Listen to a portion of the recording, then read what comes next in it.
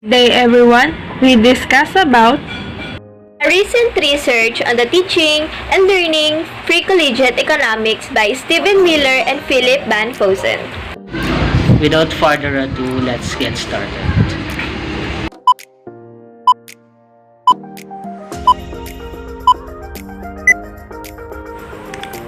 Good day, guys. So the topic that we will discuss for today is all about teaching and learning pre-collegiate economics. So let's have first the learning objectives.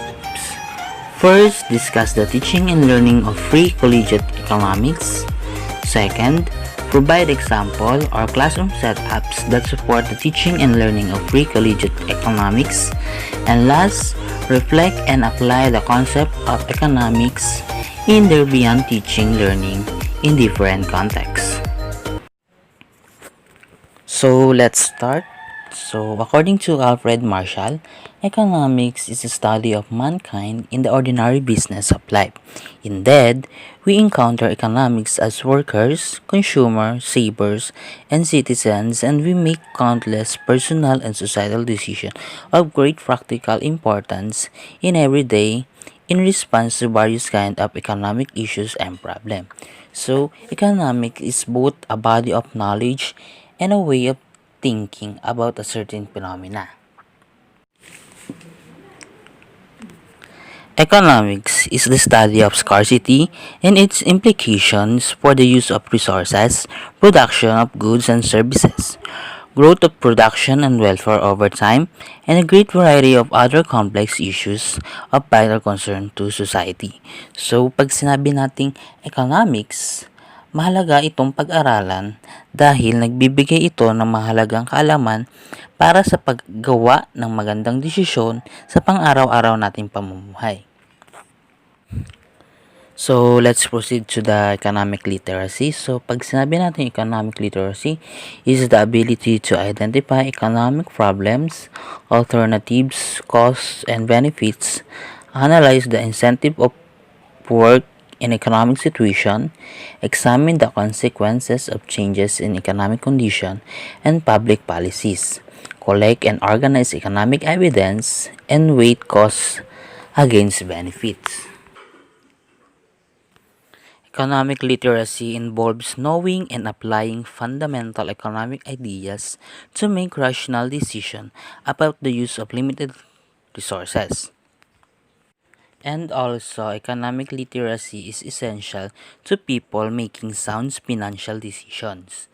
People need to understand the basic economic principles such as supply and demand and the role of profits play in the economy. Next is why economic literacy is important. First, economic literacy should be development of the ability to conduct objective, reasoned analysis of economic issues. Second, informed decision-making requires acquisition and use of knowledge of economic concepts and generalizations. Third, economically literate citizens will be more intelligent readers and listeners. And last, economically literate citizens will be lifelong learners. Since economics is the study of decision making about the use of productive resources, the central benefit of education for economic literacy should be development of the ability to conduct objective, reasoned analysis of economic issues. These economic issues and decisions are private in public. They pertain to daily personal concerns and to matters of broad economic policy. Informed decision-making requires acquisition and use of knowledge of economic concepts and generalization. This knowledge allows citizens to understand the economic dimension of issues. It permits them to determine and evaluate both the short-term and long-term consequences of potential economic decisions. Economically literate citizens will be more intelligent readers and listeners.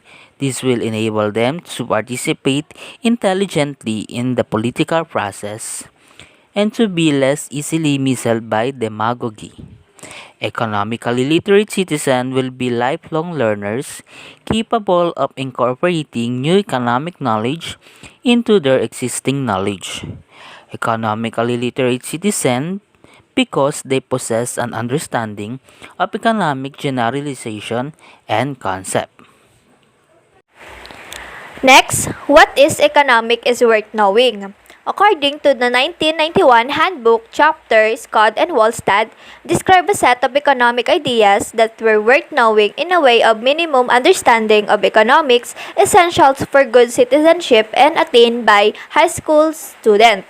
Dito sa handbook nila, Scott and Wallstad, kailangan na ituturo na sa bata yung economic concept. Like for example, sa high school, natuturo na sa kanila yung microeconomics na kung saan may consumer and producer.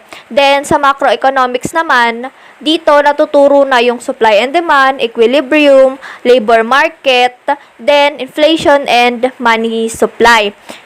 Then, tapos yung mga type ng government and economic. Dito pa lang sa topic or lesson na ito, si student is nakaka-gain na ng knowledge and understanding about what is economic nga ba and the essential for them para maging isang good citizenship.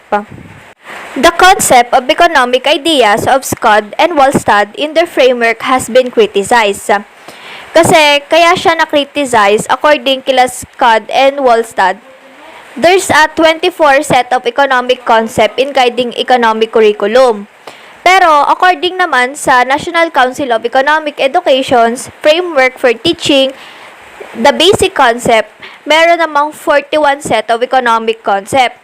But later on, yung framework na to na-revise nila Sander and Gillards na meron na lang 21 set of economic concept na kung saan itong 21 economic concept na to is naka-general na kailangan naka-distributed siya sa 4 areas ng fundamental, microeconomics, macro, and international.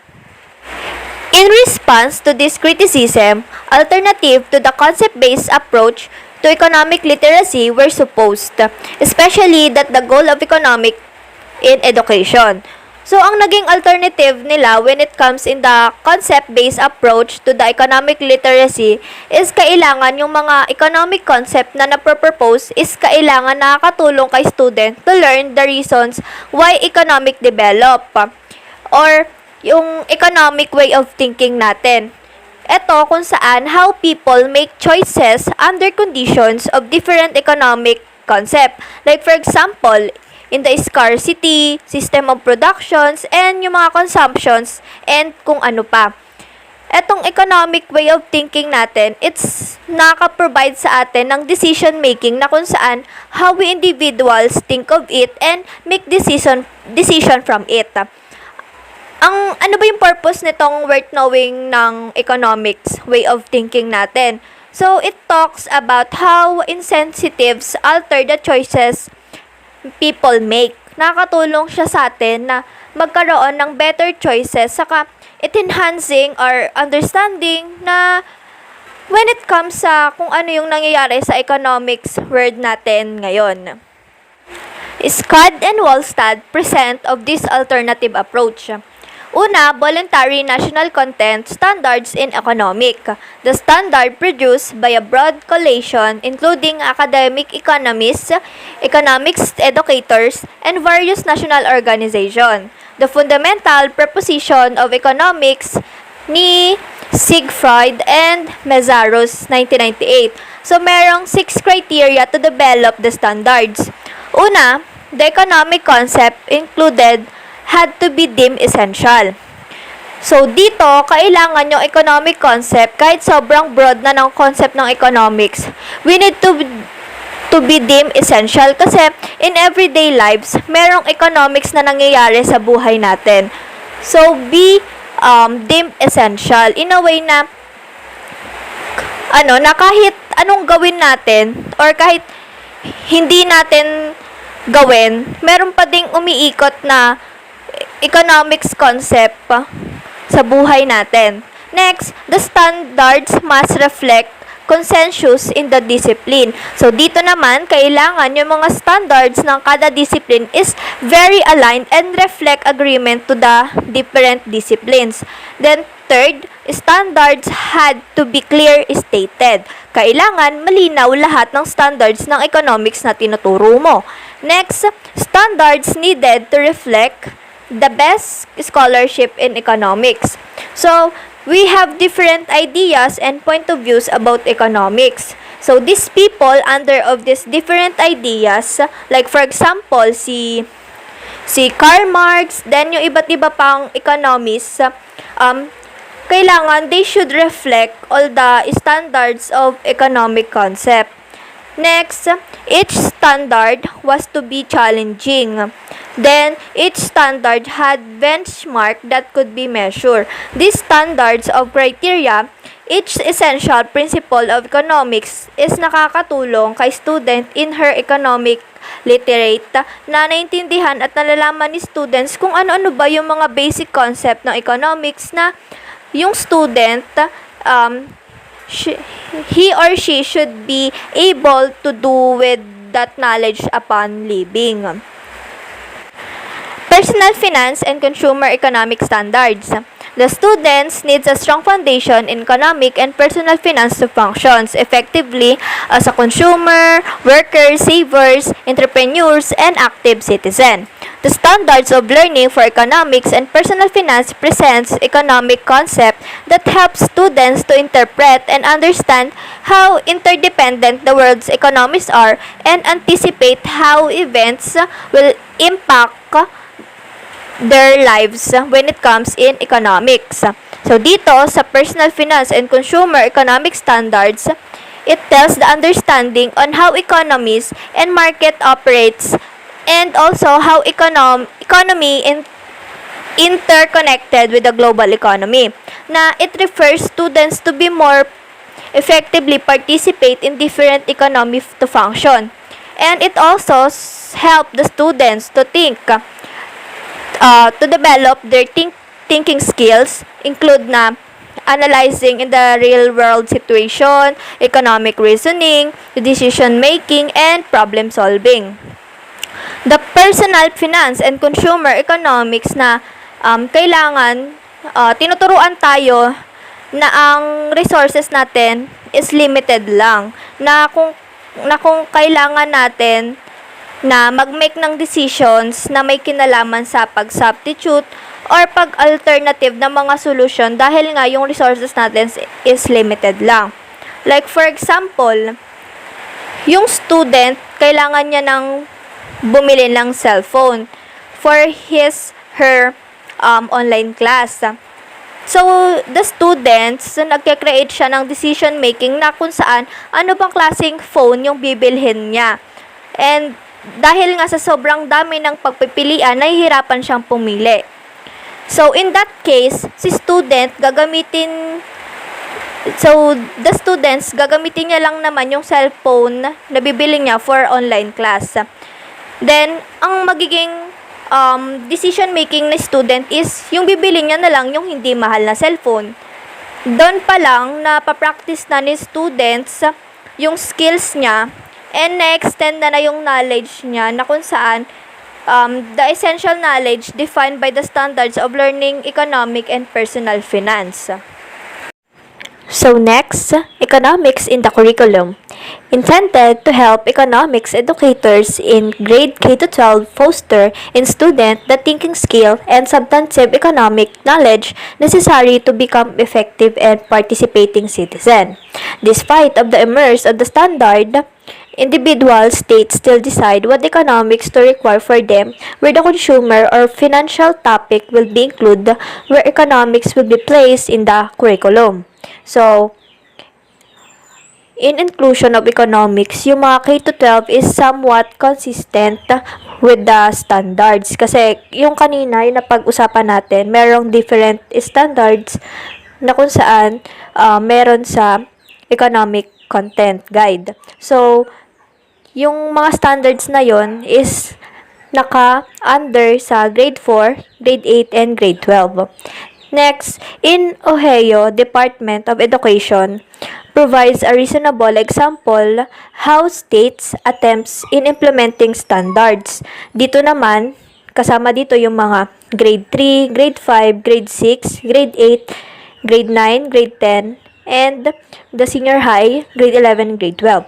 So these are the most economic content is integrated and in confused throughout the social studies curriculum. So according dito kay Ohio model of curriculum, in grade 11, pinag-combine na yung government and economic courses. Then, the other explanation have been offered as well. Miller, 1988, analyzed social studies textbook used to teach a variety of social studies courses that found inadequate treatment of economics, such as lack of economic analysis, low-level explanation for economics event to the economic content. Next, the teacher preparation in economics. Dito, si Scott and Wallstad suggested a positive relationship between teachers and the student knowledge of economics, wherein dito sa course of preparation, it is significant component of a teaching.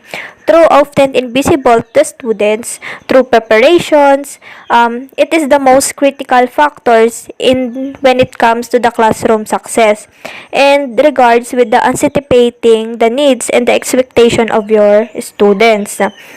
Even though economics is a social science, it can be as difficult and demanding as any of the more challenging academic subjects, including math, chemistry, science, and etc. To do it well in economics, it is required and dedication and good study habits. Then, another possible reason that relative lack of students learning in economics is through infusion. Kaya madaming students na nahihirapan when it comes sa economics subject kasi yung mga textbook or books nila is nagkakaroon ng infusion na kung saan nagkakaroon ng malfunctions or may maling detail na nakalagay doon. So, and also, pag yung teacher mo is hindi ganon kagaling magturo ng economics. So, sabi nga nila, pag magaling yung teacher mo sa subject na tinuturo niya is the more na yung bata is natututo. Then, sabi din dito, the subject matter content course work for those licensed to teach social studies in a broad field. So, pagka nagturo ka sa elementary, so kailangan you should include no less than 30% of a total 4 years or extended preparation program with an area of concentration of at least 18 semester hours or 24 hours quarter in one academic discipline naman. Then, pagka nagturo ka naman ng high school, kailangan ang mamit mong standard is less than 40% of a total of 4 years or extended preparation program with an area of concentration of at least 18 semester hours or equivalent to 24 hours quarter in one academic discipline. So, in preparing teacher sa economics, kailangan you should know your standards. Then, kailangan as a teacher, meron kang dedication para matuturo mo yung subject mo na economics. Research on student learning economics, children's economic learning and understanding. A number have found that children often have significant misconceptions on basic concepts of economics. For example, the difference between about buying, renting, and value of property. Another misconception are work and income are not connected, value of money comes from size, and property is owned by who are near it. Children economic knowledge and understanding can be improved via direct, purposeful instruction. For example, using technology can improve children's learning and motivation. The researchers asked 67 random selected children in grade 1, 6, and 11. The question is about international trade. And here are the common answers. Number 1, nations trade because people want to have things from other countries. Number 2, nation trade because each nation benefits from each other. Number 3, nations buy goods and services from other nations because it costs less. Second, measuring economic attitudes.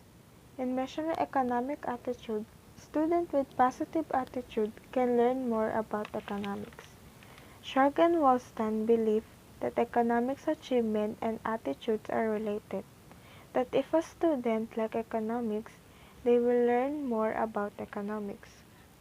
That means increasing economic knowledge of a student. It means increasing economic knowledge of a student has something to do with their interest and motivation in learning. Third, student economic reasoning. The researcher conducts a research between expert and novice high school student in problem solving. The expert knows about more procedural knowledge than the novice.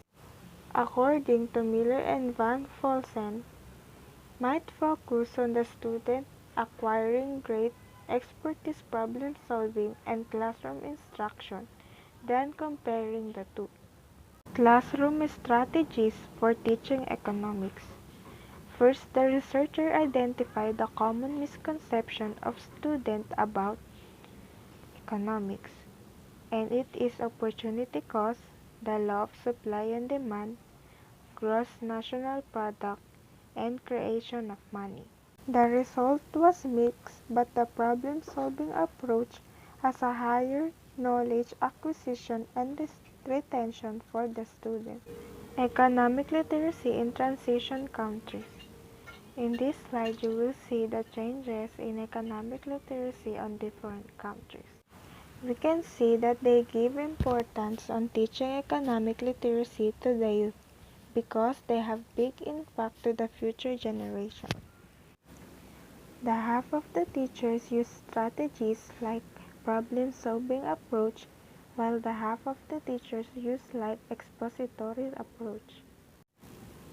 Conclusion: economic literacy may also have an important role to play in making the economic system work better by influencing voters and public officials' decisions at the national, state, and local levels. If so, economic literacy is to some extent also a public good. That's all, and thank you for listening.